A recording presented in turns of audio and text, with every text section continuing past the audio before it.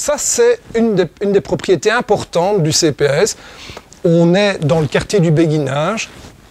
Les maisons que vous voyez à l'arrière-plan, c'est donc Pacheco, donc c'est le home Pacheco.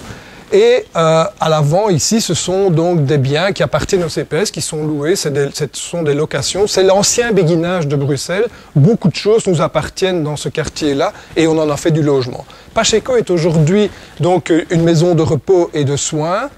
Je ne sais pas où je dois zapper. Par là? Voilà. Ah ben, attends, je vais d'abord revenir en arrière. Donc Pacheco est aujourd'hui une maison de repos et de soins qu'on ne sait plus mettre aux normes et pour lequel nous avons lancé un concours d'architecture et on va transformer probablement Pacheco dans les prochains mois, prochaines années, en logement. Alors, Pacheco, c'est un magnifique ensemble comme ça.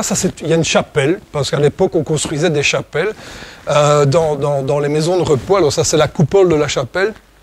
Ce qu'elle a de bien, cette chapelle, c'est qu'elle est utilisée aujourd'hui, vous le voyez en bas, elle est utilisée, j'en profite pour raconter des choses qu'on fait au CPS. Bon, voilà. Vous connaissez le théâtre de la Monnaie, l'opéra.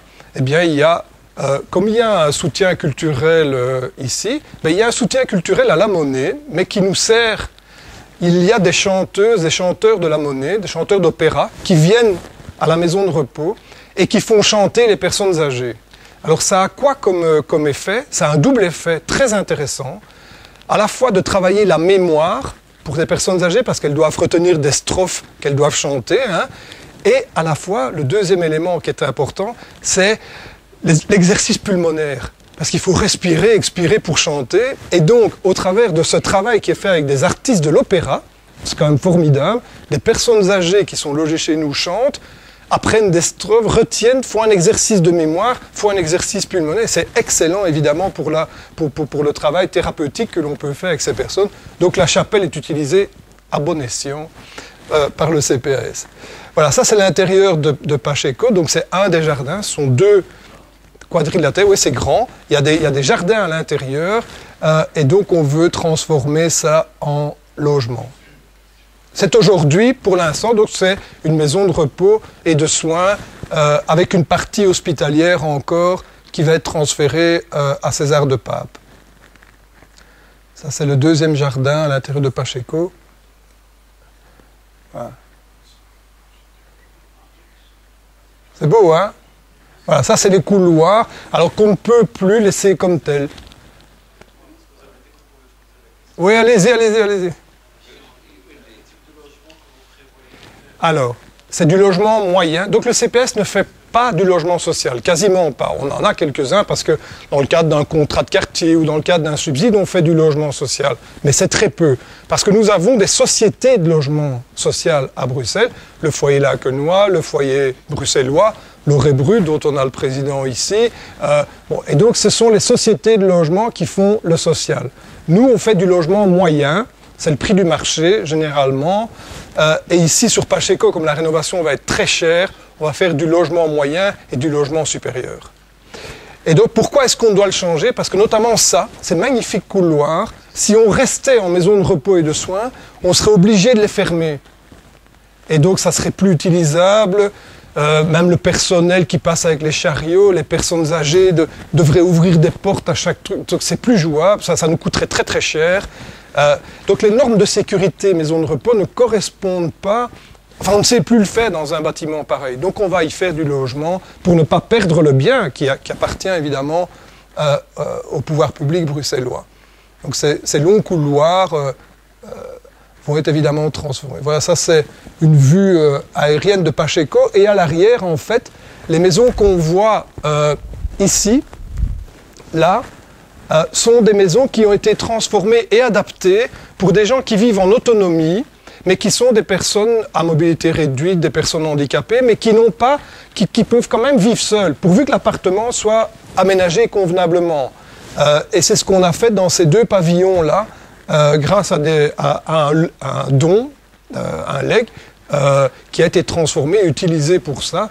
Voilà. Donc quand les gens font des dons au CPS ou lèguent par testament quelque chose au CPS, c'est utilisé vraiment pour des projets pour les gens. Ça c'est la vue aérienne de Pacheco. Hein, voilà. Pas tellement, pas tellement. Donc je lance un appel, non mais... Pas tellement, pas tellement. Les dons, non, non, il n'y a pas tellement de dons. Non, non, non, non. Non. Alors ça, c'est autre chose, il va à l'État belge. Ça, c'est ça le problème, d'ailleurs, c'est qu'il va à l'État belge. On aimerait bien en récupérer une part.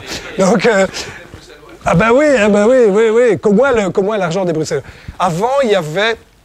C'est une petite anecdote, quand je suis arrivé au CPS il y a quelques années, Madame Anspach, la petite fille d'Anspach, vivait encore, elle avait été présidente du CPS. Et elle vient parce qu'on remet un prix chaque année, le prix de Madame Anspach, soit. Et elle me dit, mais il paraît que vous avez un bureau ici. Je dis, oui, j'ai un bureau, je suis le président. Ah, mais de mon temps, je n'avais pas de bureau. Je peux voir votre bureau? Bah oui, madame.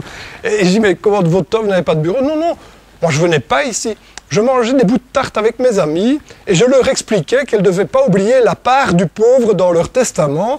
Et c'est comme ça qu'elle a fait le tour de ses copines, qui étaient évidemment plus riches que les miennes, et qui ont donné des parts au CPS.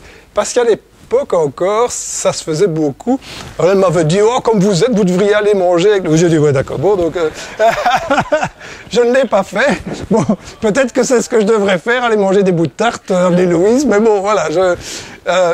Et donc, mais il y a donc de moins en moins, malheureusement, de dons et legs. Il y a par contre des biens en déshérence. Donc, quand il n'y a plus de succession, mais qui restent des valeurs patrimoniales ou de l'argent, et ça va à l'État belge. Ou ça reste dans les banques, et on essaye d'ailleurs au Parlement, c'est une autre chose, de récupérer cet argent de manière à ce que les banques ne le gardent pas pour elles, quoi. Parce que ça, je peux vous dire que les comptes qui sont en déshérence, que les banques ferment, on ferme le compte, mais l'argent, il reste dans le coffre de la banque. Hein. Bon, ça, évidemment, on essaye de remettre la main dessus pour les CPS, justement, pour pouvoir mener une politique sociale.